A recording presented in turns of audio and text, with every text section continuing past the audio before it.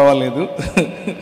So I think it was year 2000లో నేను ఇక్కడ నుంచి మిషనరీగా నార్త్ ఇండియా వెళ్ళాను. ఉత్తర భారతదేశం వెళ్ళి అక్కడ ఒక 11 సంవత్సరాలు పరిచయం చేశాను. అక్కడే పెళ్లి చేసుకున్నాను. దానికి ముందు నేను 97-98 ప్రాంతాల్లో నేను రక్షింపబడ్డాను.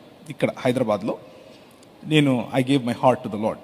దానికి ముందు నేను గ్రౌండ్లో కూర్చునేవాడిని. అప్పుడు బాగా నాకు గంజాయి అలవాటు, గంజాయి ఇలాంటివన్నీ ఎక్కువగా అలవాటు.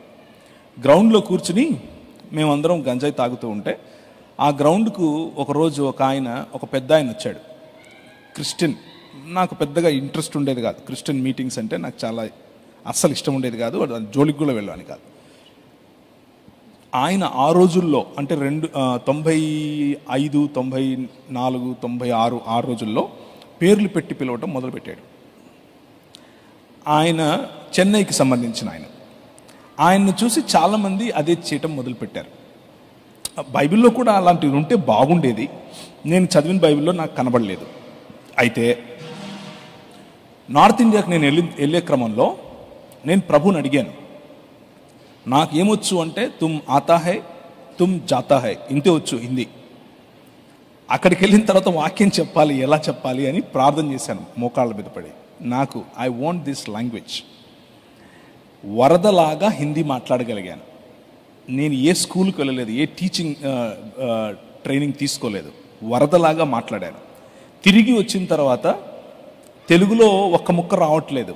పిలిచి ఇలా మాట్లాడమంటే సగం తెలుగు, సగం ఇంగ్లీషు, సగం హిందీ అలా వస్తుంది.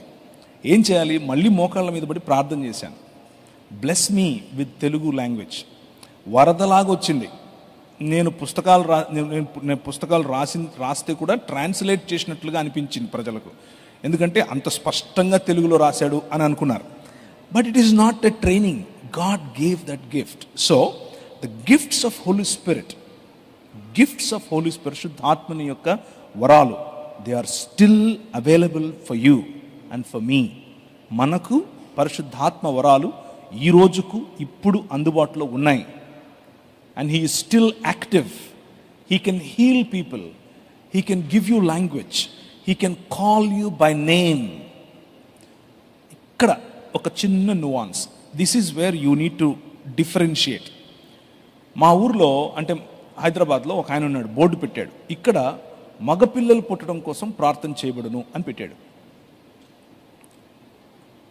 Do you see any problem in that statement? నేను ప్రార్థన చేస్తే మగపిల్లలే పుడతారు. సో స్పెషలైజేషన్, గైనకాలజీలో కూడా స్పెషలైజేషన్ అనమాట.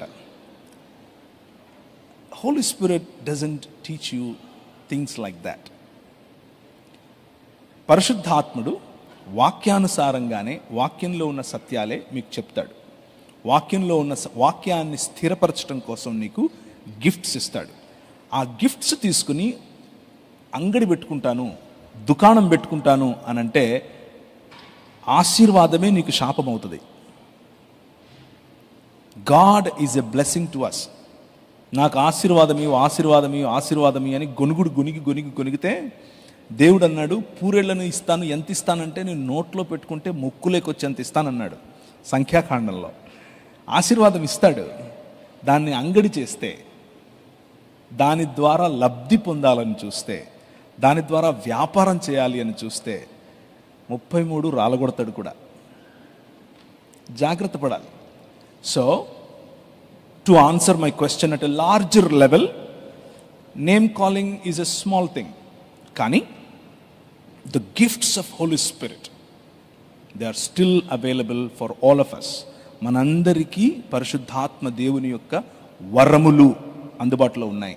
వరములు సంఘ స్థాపన, సంఘ విస్తరణ, దేవుని రాజ్యం కొరకు, అంగడి పెట్టుకోవడం కోసం కాదు.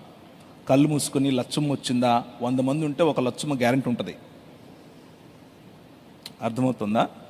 కళ్ళు మూసుకొని దావీదు రానానా, 100 మంది క్రిస్టియన్స్ ఉంటే డేవిడ్ లేకుండా ఎలా ఉంటాడు? ఉంటాడు. ఇక్కడ 11 మంది ఉన్నారా? చూసారా? ఉంటారు.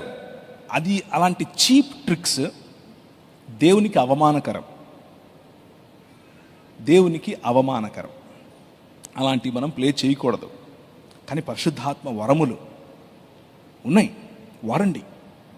For the benefit of the king and the kingdom, not for your cheap tricks and cheap mileage. Cheap mileage వద్దు. That will kill you and kill your community. Right? I hope I answered your question.